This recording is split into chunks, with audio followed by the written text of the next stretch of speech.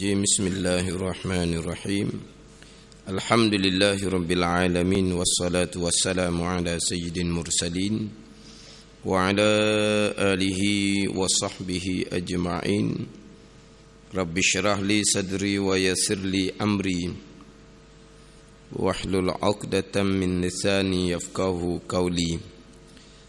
Subhanaka la ilma lana illa ma 'allamtana innaka antal alimul hakim. Wala hawla wala quwwata illa billahil aliyyil azim. Muka surat 10.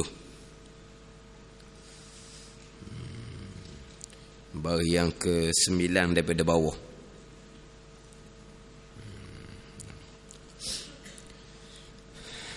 Ini kitab Minhajul Abidin,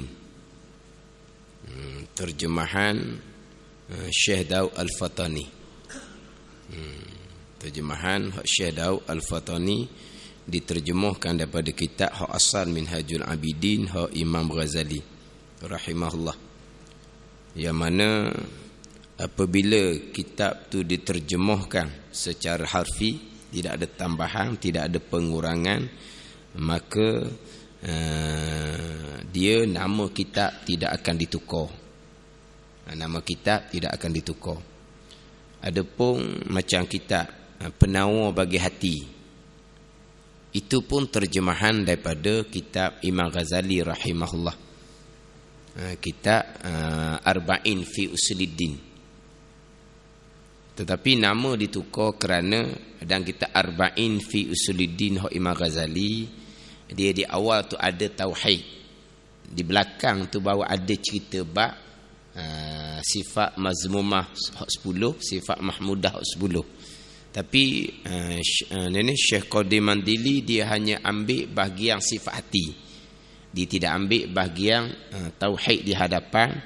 Maka dia pun tukar nama lah, tukar nama.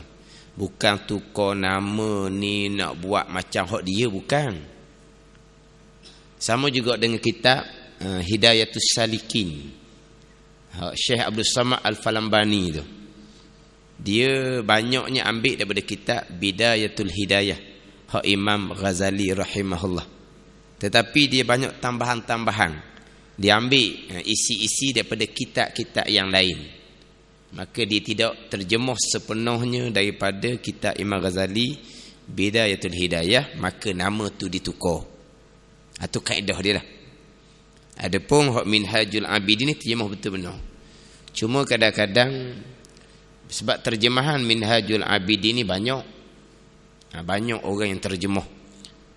Cuma kadang-kadang terjemah orang sekarang ni dia ambil daripada syarah Minhajul Abidin. Hak saya pakai ni, ini Sirajut Talibin. Ini hak Arab, syarah kepada Minhajul Abidin. Jadi orang sekarang ni dia terjemah Minhajul Abidin, kemudian dia tambah pula hak ada dalam syarah ni. Tapi nama tidak ditukar, Minhajul Abidin juga. Jadi kalau kita adu antara Minhajul Abidin hak asal Imam Ghazali dengan Minhajul Abidin yang diterjemahkan oleh orang sekarang ni, jadi tak sama sebab ada penambahan. Penambahan tu ambil mana ni? Ambil daripada syarah Sirajut Talibin, syarah kepada Minhajul Abidin. Bukan salah ambil dalam syarah ni. Dia nak moleknya kalau ada penambahan, buat nota kaki luar ke, ataupun penambahan daripada kitab asal, buat kurungan ke, macam tu.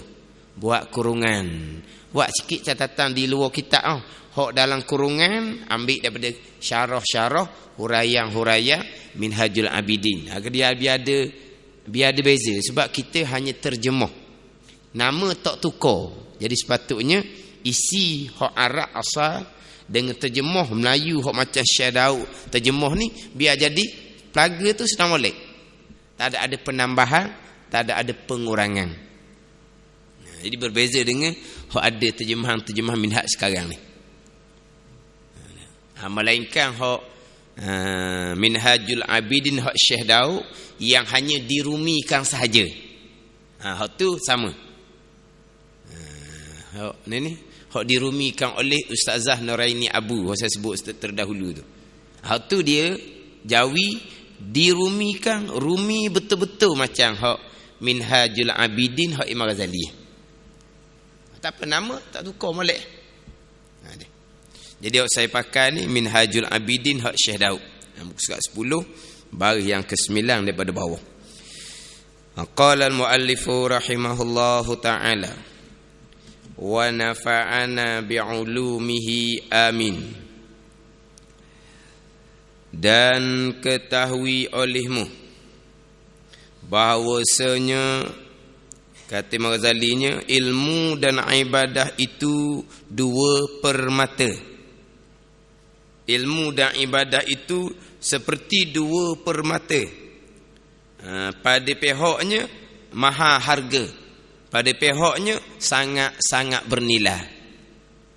Imam Ghazali kata ilmu dan ibadah ni seperti dua permata, dua perkara yang sangat mahal dalam agama. Nak agama kena ada dua ni, ilmu ibadah, ilmu ibadah, dua perkara ni. Tak boleh cerah tangga antara dua ni, antara ilmu dengan ibadah.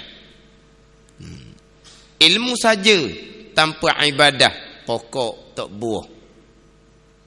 Buat ibadah tanpa ilmu tidak dinamakan ibadah. Dah boleh buat ke ibadah tanpa ilmu? Reka-reka, buat cara sendiri, itu tidak dinamakan ibadah. Nak panggil ibadah kena ada ilmu. Ilmu ni diumpamakan permata jikalau disusuli dengan ibadah.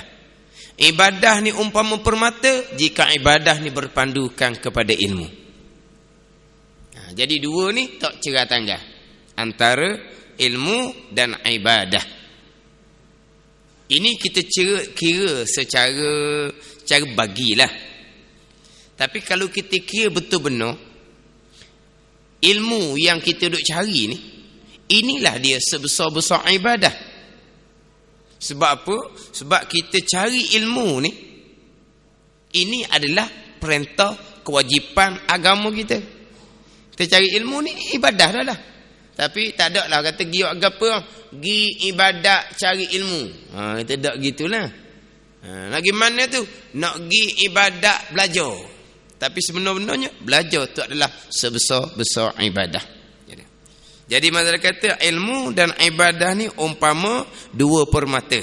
Di hadapan dia akan cerita dua-dua ni sama mahal, tapi wajib dahulukan ilmu. Wajib dahulukan ilmu. Sama-sama mahal, tapi wajib dahulukan ilmu daripada ibadah. Dahulu macam mana sini? Dahulu ni apa yang kita buat biar berpandu pada ilmu. Bukan dahulu ilmu daripada ibadah ni ngaji biar pandai dulu baru start semayang. Bukan. Ya. Yang tadi kata depan ilmu ibadah, ilmu ibadah, tapi kena dahulukan ilmu. Lepas tu ibadat ayah lagi. Belajar dulu biar pandai, barulah ibadat semayang kediam. Bukan. Seiring tapi antara dua tu. Kira-kira kedudukannya ilmu terdahulu daripada ibadah. Sama juga macam ilmu. Kalau kita bagi ilmu mengikut turutan tauhid, fiqh, tasawuf, itu turutan dia. Tapi kita cari ilmu kena tiga-tiga. Bukan kata khas mayang tak mau ngaji lagi. Buat apa? Sifat 20 kitab, sifat 20 buat habis lagi. Tak boleh gitu. Belajar belaka. Tapi kalau ikut turutan, pertama tauhid, yang kedua fiqh, yang ketiga tasawuf. Sebab apa gitu? Sebab nak jadi semayang tiang agama kena ada usuluddin, tapak agama. Kalau tapak tak ada, tiang nak pacak mana?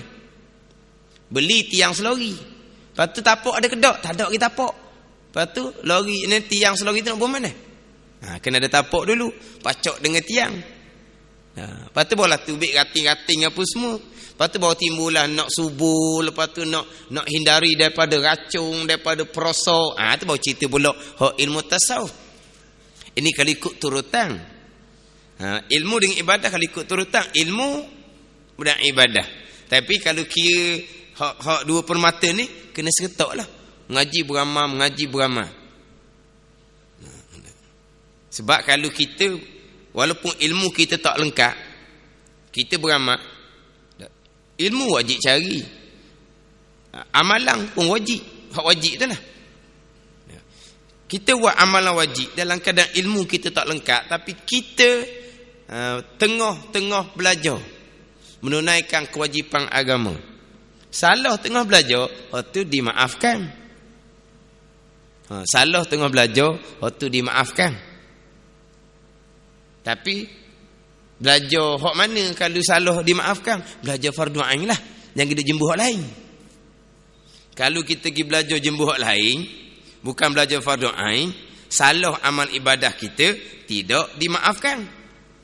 Hak dimaafkan ni, hak amal kita salah ni, kayak pergi jumpalah tempat salah, boleh kita baiki je. Hak mana hak kata hak kita amal-amal kat pergi jumpa hak salah, itu panggil ilmu fardu ain. Ilmu fardu ain ni ilmu yang berkaitan dengan amalan agama kita. Amalan agama kita paling besar pegangan, ilmu pegangan. Amalan agama kita semayang puasa, bab ilmu semayang puasa. Amalan agama kita jaga hati, belajar ilmu tasawuf fardu ain. Jadi kita tengah-tengah belajar tapi tak sampai bab lagi, tak tahu lagi kita waktu tak kena, maka kita waktu tak kena dimaafkan. Tapi jadilah jangan ngaji dak ikut susunan. InsyaAllah dalam kitab Minhaj ni kita hadam molek. Kita biar faham molek dalam kitab Minhaj. Minhajul Abidin ila Jannati Rabbil Alamin. Nama penuh kitab. Panggil Minhaj, panduan perjalanan. Minhaj macam panduan lah, peta ke apa ke terjemah lah ikut bahasa yang kita mudah faham. Panduan kepada orang yang mengabdikan diri kepada syurga Allah, syurga Rabbil Alamin. Ada kitab ni akan susun molek.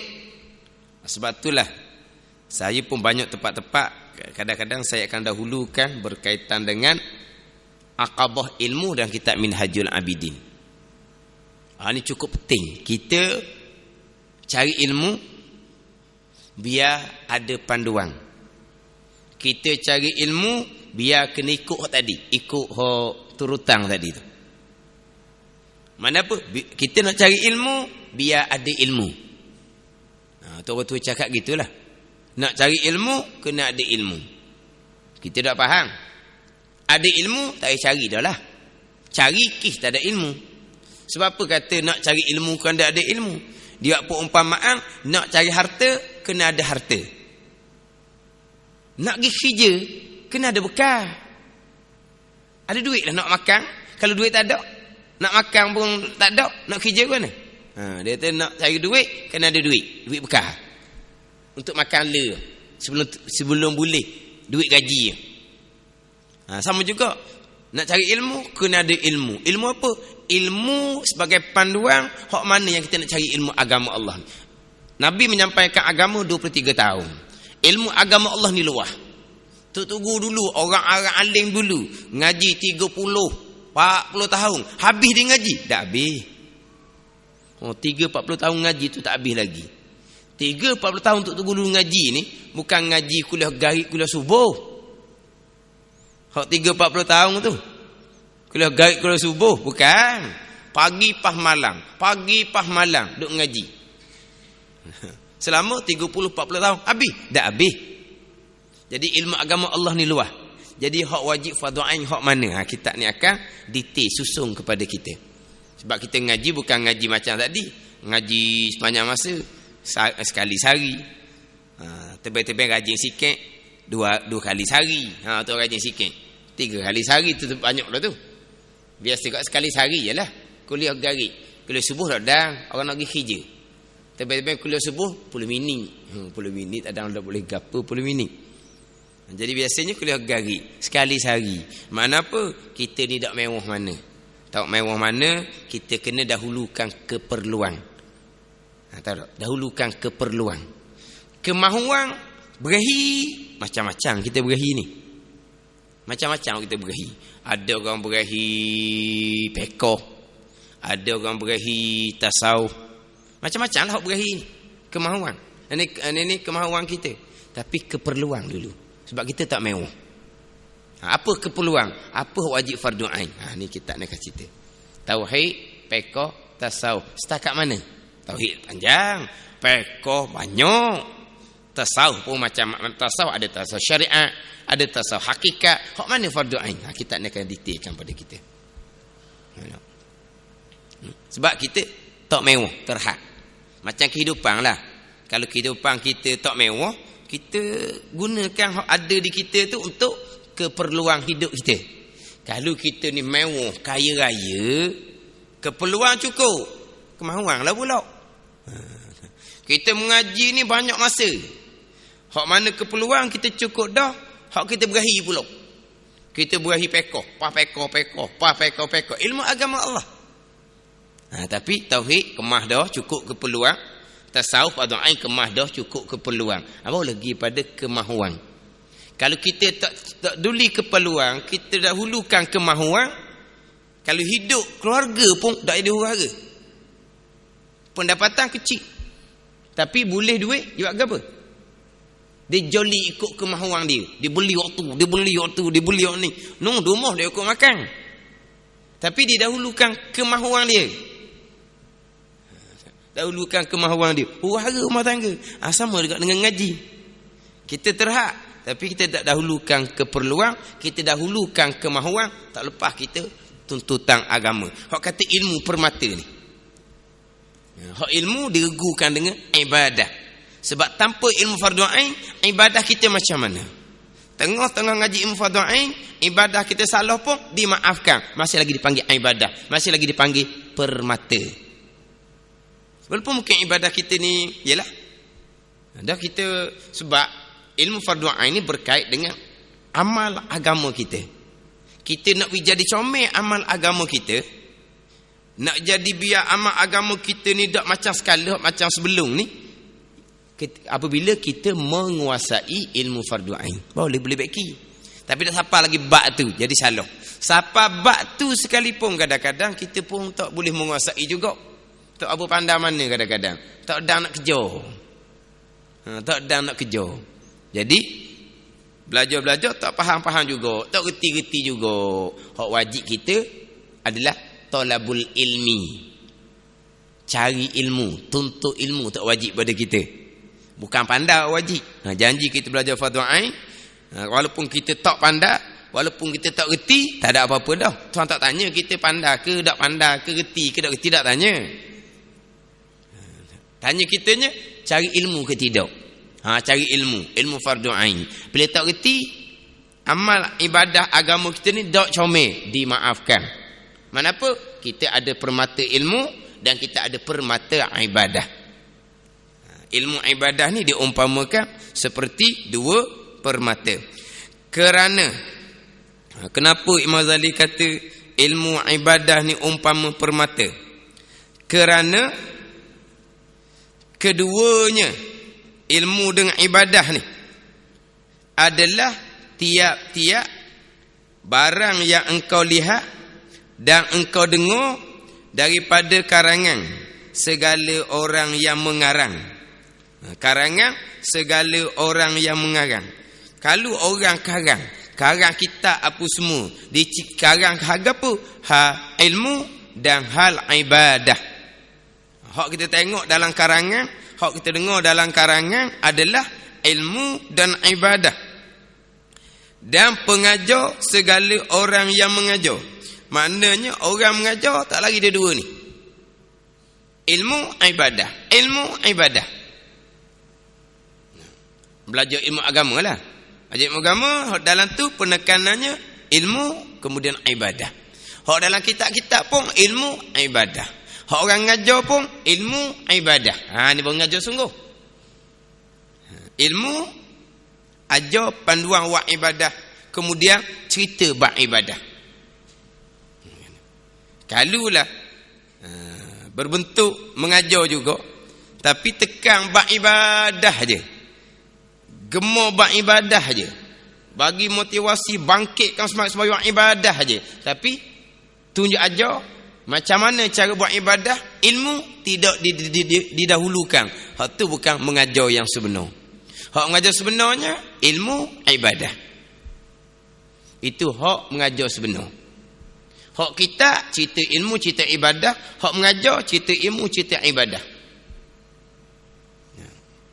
Hak ni dia panggil ta'limul muallimin, dia panggil. Ta'lim mengajar orang yang mengajar. Ilmu ibadah. Tapi kalau hanya cerita bab ibadah, kita ni orang tua dah. Kena banyak buat ibadah. Kena banyak buat bekal. Buat bekal kita lepas dah mati. Hidup ni sementara dah. Kita hidup ni di penghujung. Kena perbanyak buat ibadah. Tapi ada ditekan bab ilmu. Terutama sekali ada ditekan bab ilmu usuluddin. Bab ilmu tapak agama. Ada. Itu bukan hak disebut dalam kitab ni. Mengajar orang yang mengajar. Siapa? Mengajar yang sebenarnya tekan ilmu, tekan ibadah. Itu hak mengajar. Hak kitab, hak mengajar. Ilmu se, ibadah se. Dan berwa'az oleh segala orang yang wa'izin. Wa'zun ni dia tak terjemuh dah. Wa'zun ni kalau kita kata gak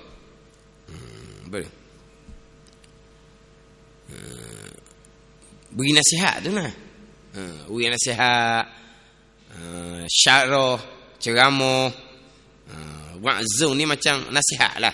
Nasihat ke, ceramah ke. Dia bukan mengajar lah juga. Sini tak jemuh ni. Dan berwa'az oleh segala orang yang wa'izin. Mana pun ni, beri nasihat oleh orang yang beri nasihat. Nasihat yang sebenarnya ilmu ibadah. Ilmu ibadah. Dan tilik orang yang menilik. Mana? Tilik orang yang menilik. Mana kalau orang ni orang jenis memikir, orang jenis tilik, fikir tilik, dipikir tilik, bab ilmu, bab ibadah.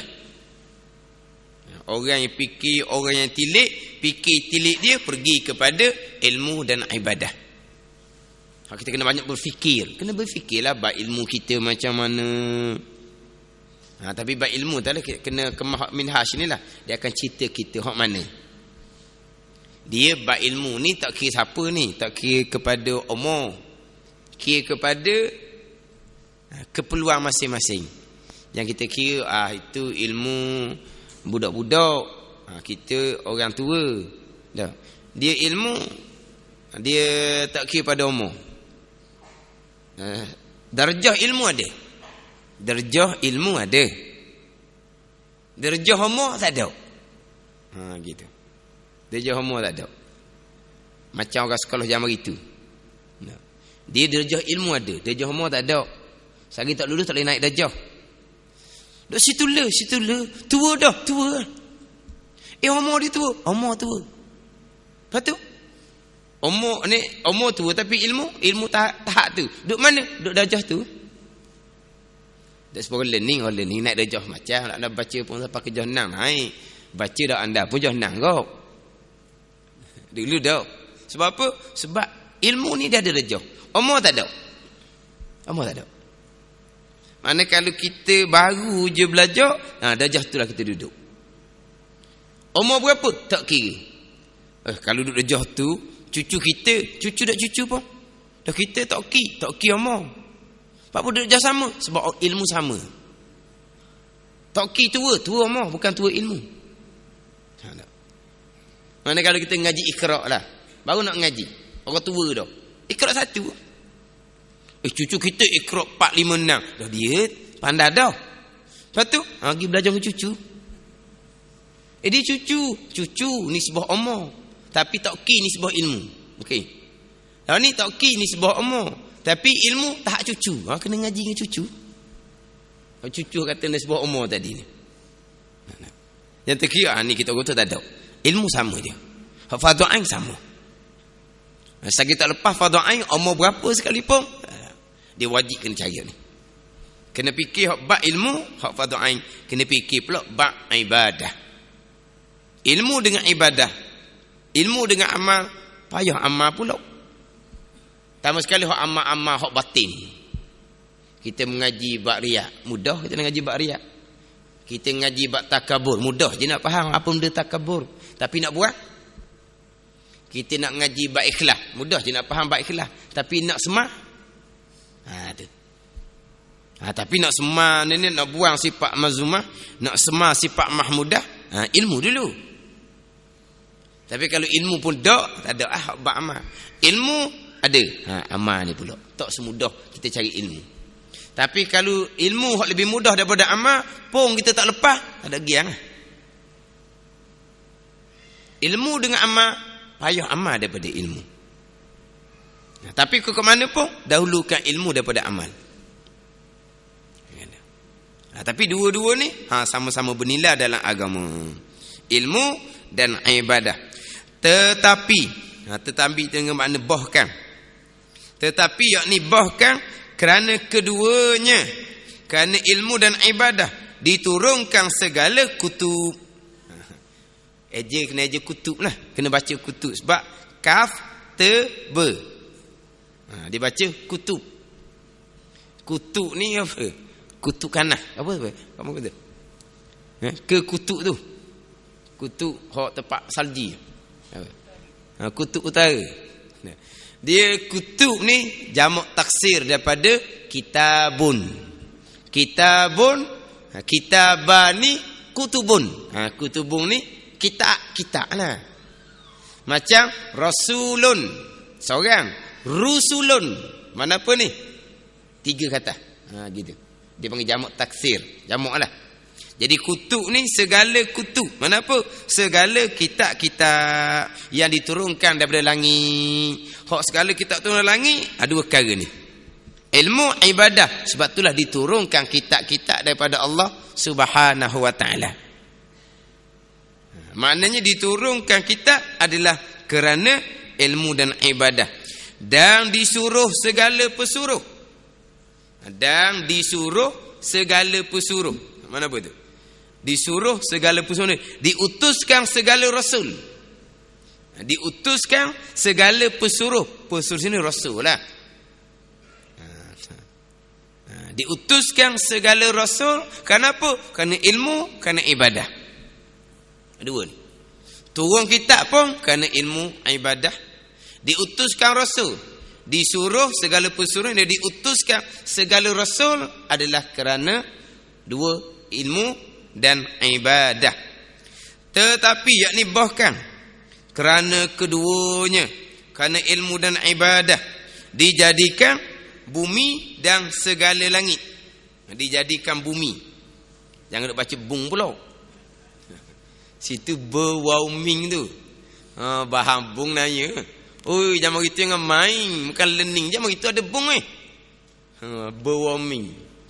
Kita bumi berwauming ye lah kalau kita kau. Ni berwauming. Bahang bung. Ni hak minhaj ni bahasa Melayu hak baru 100 tahun ni, boleh mudah je baca. Tapi kalau kita buka kitab-kitab hak lama-lama lagi tu, ejaan dia kalau tak biasa tak boleh nak baca. Kaf jim. Mana? Kaf jim. Keji. Dia baca kach pula, kaf pula. Kaf sute, jim sute. Keji. Ming lang ye. Kita faham li, mulia. Ming sute, lang sute, ye sute. Kita pukul kita gak meli ming lang ye. Apa benda lagi? Kena mulia. Ming lang ye je. Oh lah jimat dakwah.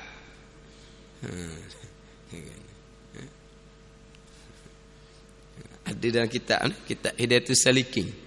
Mula-mula sekali jumpa lalu dah. Kaf mim lam alif ya.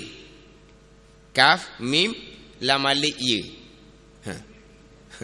Kaf mim lam alif kita bahas kamlai. Bahasa siang. Kaf mim sambung lam alif ya. Kaf mim lam alif ya. Kaf ni aku ku. Kita ku kahwau, dia kasuti. Perteming lamal ia mulai. Tapi kita aku dengan mulai. Aku dengan mulai ni dua perkataan yang tahu. Aku dengan mulai dia dua perkataan tahu. Dia tak boleh buat sekali, bukan gitu. Aku dengan mulai ni dua perkataan. Aku ku je, a tak ada. Ku pula wa tak ada, kah suti. Lepas tu kah pula sambung ngemi. Kah sambung ngemi. Tu kah mi lama ia bahang kamlai ada benda dah. Tu kita tanya kau siang mana pun. Tanya kamlai bahasa siang Melayu ke apa? Pada tu ku mulai. Ni. Tu kita jawab hak lebih dahulu lagi. Hak ni kira tulisan ni tak banyaklah hak kita dah nak baca. Kita jawab. Bukan salah ejaan tu yang salah faham. Itu ejaan dulu. Ejaan ni dia banyak sangat tulisan. Kalau ada a ada alif. Tak gitu dah. Ada a ada alif. Mana kalau kata kalau kaf alif lam alif waw. Bukan gitu. Ejaan ni mana-mana ada a ada alif lah. Jadi kalau kita nak baca tu jadi panjang lah. Kita dah biasa baca Jawi baru ni kadang-kadang mana payah jugalah nak jumpa, nak pukul. Sebab dia kira betul-betul ikut ejaan. Mana kalau Rumi tu berapa ejaan, Jawi pun sama dengan Rumi. Tu nisbah hak ni Jawi hak baru. Ni Jawi ni kira dah. Kalau kata berwauming pun boleh baca. Sebab depan tu langit. Takkan bung dan langit. Mesti bumi dan langit. Boleh dah nak baca. Tetapi kerana keduanya, ini bahkan kerana keduanya, kerana ilmu dan ibadah dijadikan bumi dan segala langit dan barang yang antara keduanya. Mana barang yang antara keduanya, antara langit dan bumi ni? Daripada segala makhluk. Tuhan buat langit, Tuhan buat bumi, Tuhan buat makhluk semata-mata ilmu dan ibadah. Tuhan buat langit, Tuhan buat bumi, Tuhan buat barang yang antara keduanya. Barang antara langit dan bumi ni. Daripada segala makhluk. Daripada segala kejadian. Ni daripada segala makhluk Allah. Tuhan jadikan segala-gala ni kerana ilmu dan kerana ibadah. Ambil mana Hak Mazali kata Tuhan buat langit bumi ni dan barang yang antara keduanya, antara langit bumi ni kerana ilmu dan ibadah, maka tilik olehmu akan dua ayat di dalam kitabillahi ta'ala. Hak dia kata, Mazali kata Tuhan buat langit bumi, Tuhan buat segala makhluk ni kerana apa? Kerana ilmu dan kerana ibadah. Mazali ambil mana ni? Maka tilik olehmu, kata Mazali, akan dua ayat, akan makna dua ayat di dalam kitabillahi ta'ala, dalam Al-Quran. Mana dua ayat ni? Salah suatu daripada keduanya firman Allah Ta'ala. Salah suatu daripada keduanya, daripada dua ayat. Dua ayat ni cerita bab dijadikan langit dan bumi, dijadikan sekalian makhluk ni kerana ilmu dan ibadah. Salah suatu dari kedua-dua ayat firman Allah Ta'ala. Allahul ladzi khalaqa sab'a samawatin. Hak Jawi kita ni tak ada. Allahul ladzi tak ada. Dia ada al-ladzi sahaja. Dia dalam surah At-Talaq. Hak dalam Rumi tu dia tulis ayat yang keberapa? Hak Rumi biasa dia tulis ayat. Surah At-Talaq ayat berapa? 12. Ada Allahul ladzi dah. Jadi nak comelnya hak Jawi tu tambah Allah depan. Allahul ladzi khalaqa sab'a samawatin. Dia kalau ada penambahan dalam kitab ni. Sebab hak depan saya ni hak Sirajut Talibin. Dalam Sirajut Talibin ada Allahul ladzi. Dia kalau ada buat perubahan, ada baiki, kita kena fahamlah, bukan baiki hak pengarang kitab karang. Biasanya kalau hak salah-salah cetakan tak cukup ayat ni, dia mari daripada cetakan. Sebab pengarang kalau orang-orang terdahulu hanya tulis tangan je. Hak jadi tobok-tobok ni kilang cetakan. Pengarang tak ada kilang rumah dia. Jadi hak tulisan tangan. Sebab tu orang dulu, ni cerita orang dululah, cerita orang dulu. 100 tahun dulu nak mengaji tu kena tulis dulu.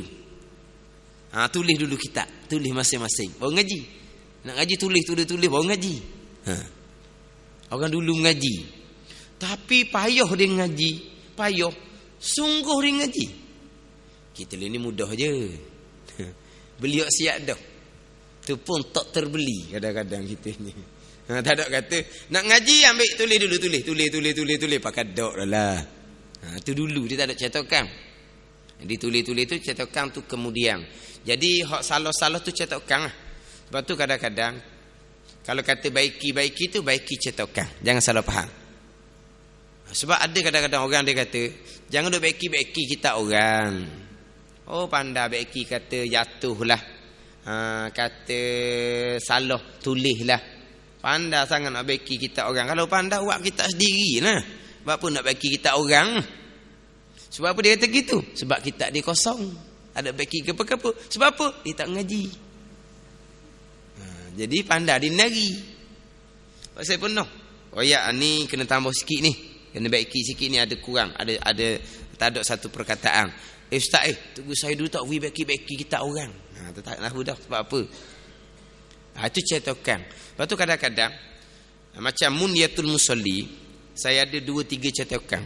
2-3 cetakan tu tak, kita akan ada tengok-tengok. Hak sini tak ada. Hak cetakan ni ada. Kita ambil tengok ni hak betul. Mana cetakan? 2-3 cetakan mana tak sama. Tak sama. Ada apa? Cetakan.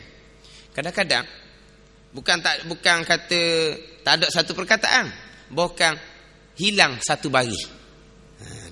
Dalam Wisyahul Afrah kitab Pekoh ada, tak ada satu baris. Dalam kitab Matla'in Badrin kitab Pekoh ada, saya ngajar tak ada satu baris. Masa saya ngajar tu ngajar ni, jadi tak nak pergi. Apa benda sebenarnya tepat tak nak pergi. Sebab apa jadi macam tak faham masalah.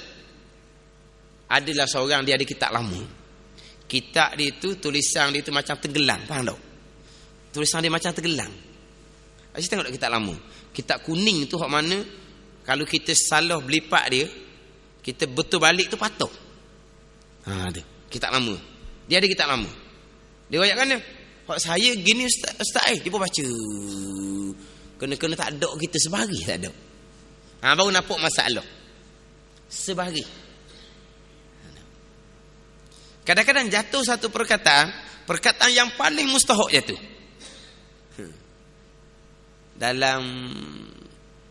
Dalam kitab Bidayatul Hidayah, kitab tauhid Jawi hak paling lama. Dia tidak berdosa, dia maka berdosa. Hak berdosa. Jadi situ bukan berdosa, maka tidak berdosa. Begitu. Jadi gini asal ibarat lebih kurang lah. Kita pegangan kena ada dalil. Pegang kena ada dalil. Melainkan kalau kita ni orang yang tak pandai nak mikir banyak.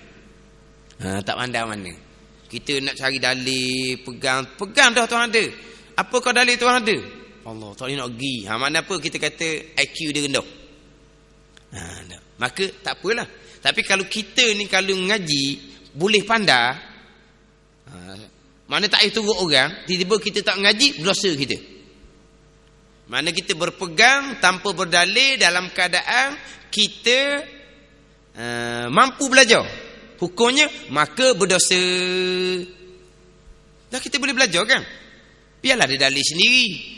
Bukan dalil banyak, langit bumi boleh buat dalil dah. Tuhan ada. Habis. Pokoknya sebaliknya pula, jikalau seseorang itu bukan maksud dia lah. Orang yang tak boleh nak ada dalil sendiri. Dia kena tunggu orang. Sebab apa? Dia tak pandai. Dia nak mikir banyak. IQ dia rendah. Kita kata benar tak? Bukan gitulah. Mana tak cerdik. Maka dia pun berpegang tanpa dalil, maka berdosa. Berdosa belaka lagi tu. Hak berpegang tak ada dalil dan keadaan dia mampu belajar, berdosa. Hak berpegang tanpa dalil dan keadaan dia tak mampu belajar, maka berdosa. Ni penuh katanya. Kan ustaz dua-dua berdosa Bukan hak yang bawah tu bukan maka berdosa, maka tiada berdosa. Tiada tu jatuh. Mana mari dah. Suti pun maka berdosa dengan maka tiada berdosa. Hak berdosa padanglah sebab dia boleh belajar. Tiba-tiba dia tak belajar. Dia berpegang tak ada dalil, berdosa. Orang ni dia tak boleh menguasai ilmu. Dia berpegang tanpa dalil, maka berdosa. Berdosa juga. Kena-kena jatuh satu perkataan, tiada berdosa. Ini semua cetakan.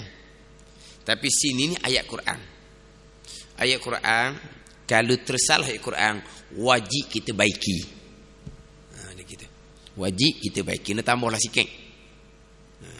Hak umi diubah ditambah tak? Hak umi ada Allahul Ladzi.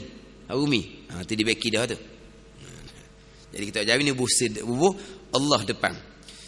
Allahul Ladzi khalaqas sama Allahul Ladzi khalaqa sab'a samawati wa minal ardi mislahunna yatanazzalul amru bainahunna lita'lamu annallaha ala kulli syai'in qadir wa annallaha qad ahata bikulli syai'in ilma.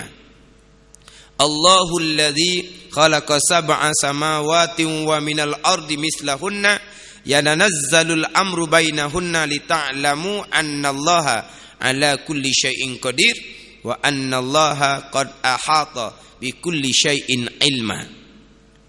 Terjemahan dia, Tuhan yang menjadikan 7 petala langit, 7 lapis langit, dan daripada bumi seumpamanya, dan daripada bumi seumpamanya, seumpama langit, yakni 7 lapis bumi, dan daripada bumi seumpamanya juga. Seumpamanya juga. Mana apa? Tuhan jadikan langit 7 lapis, Tuhan jadikan bumi 7 lapis. Diturunkan pekerjaan Allah antara langit dan bumi. Diturunkan pekerjaan antara langit dan bumi. Tujuan dia supaya kamu ketahui bahawasanya Allah Subhanahu wa taala itu atas tiap-tiap sesuatu amat kuasa, dan bahawasanya Allah Subhanahu wa taala sebenarnya telah meliputi dengan tiap-tiap sesuatu ilmunya. Jadi Allah Taala jadikan langit dan bumi, 7 lapis langit, 7 lapis bumi. Allah Taala jadikan. Kemudian Allah Taala turunkan pula pekerjaan Allah Taala. Allah Taala turunkan pekerjaan Allah Taala antaranya antara langit dan bumi. Tuhan atur segala-gala perkara antara langit dan bumi. Semua perkara di langit dan bumi, di antara langit dan bumi ini adalah pekerjaan Allah, adalah perbuatan Allah, adalah susunan Allah Subhanahu wa taala. Langit Tuhan buat, bumi Tuhan buat, semua pekerjaan yang berlaku antara langit dan bumi itu pun diturunkan pekerjaan Allah. Apa yang berlaku? Semuanya pekerjaan Allah Subhanahu wa ta'ala. Apa tujuan? Tuhan jadikan langit dan bumi, dan Tuhan turunkan perkara yang berlaku antara langit dan bumi. Tujuannya supaya engkau ketahui, itu ilmu. Supaya engkau kenal bahawa Tuhan ni kuasa atas tiap-tiap sesuatu, dan Tuhan mengetahui semua perkara. Ini dipanggil apa? Tujuan dijadikan langit bumi dan semua barang antara ni supaya kita tahu, kita kenal Allah yang berkuasa, kita kenal Allah yang ilmu Allah meliputi. Jadi nak cerita sini apa ni? Lita'lamu, supaya engkau ketahui. Jadi Tuhan buat langit bumi kenapa? Kerana ilmu. Tuhan jadikan langit bumi dan barang antara langit bumi supaya kita ketahui, supaya kita mengenal Allah Subhanahu wa taala, Allah yang kuasa atas tiap sesuatu. Sebab apa? Sebab semua perkara yang berlaku ni semuanya adalah pekerjaan Allah, semuanya adalah perbuatan Allah Subhanahu wa taala. Tidak ada satu perkara pun yang berlaku langit bumi ni yang terlepas daripada perbuatan Allah, pekerjaan Allah Subhanahu wa taala.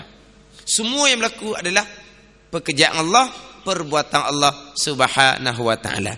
Tidak ada perkara berlaku secara sendiri. Tidak ada perkara berlaku secara tupang turuk, tak ada. Semuanya Allah yang buat. Ini pegangan. Ini pegangan hak permulaan agama. Kita nak mengenal Allah yang kuasa atas segala-gala. Allah kuasa atas segala-gala dengan bahawa semua perkara yang berlaku itu adalah perbuatan Allah Subhanahu wa taala. Dan memadalah dengan ayat ini akan dalil atas kemuliaan ilmu ni, li ta'lamu ni. Kemuliaan ilmu ni pula istimewa pula ilmu tauhid. Lebih-lebih lagi ilmu mengesakan Allah Subhanahu wa taala. Ini ayat yang pertama menunjukkan atas Tuhan jadikan langit dan bumi, Tuhan jadikan makhluk kerana ilmu.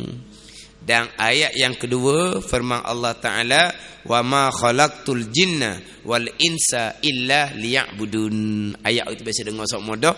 Tuhan jadikan jin dan tidak Tuhan jadikan jin dan manusia melainkan kerana beribadah. Tuhan jadi langit dan bumi dan semua barang antara ni kerana untuk kita mengenal Allah. Tuhan jadikan jin dan manusia kerana nak buat ibadah. Makna apa? Tuhan jadikan segala-gala kerana ilmu dan kerana ibadah. Dan ayat yang kedua firman Allah Ta'ala, wa ma khalaqtul jinna wal insa illa liya'budun. Wallahu a'lam. Bismillahirrahmanirrahim. Alhamdulillahirabbil alamin. Wassalatu wassalamu ala sayyidil mursalin wa ala alihi wa sahbihi ajma'in. Allahumma iftah alaina futuhal arifin. Allahumma allimna ilma akdamin wa fahimna fahmas sabiqin warzuqna rizqat talibin. Allahumma zidna ilman wa alhiqna bis salihin. Wa sallallahu ala sayyidina Muhammadin wa ala alihi wa sahbihi wa sallam. Walhamdulillahi rabbil alamin.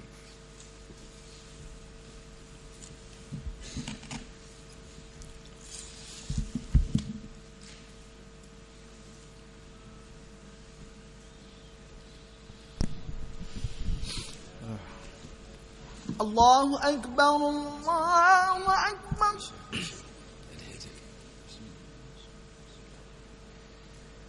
Allahu Akbar,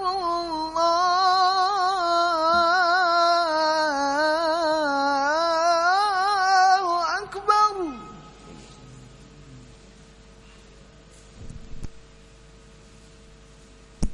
Ashhadu an la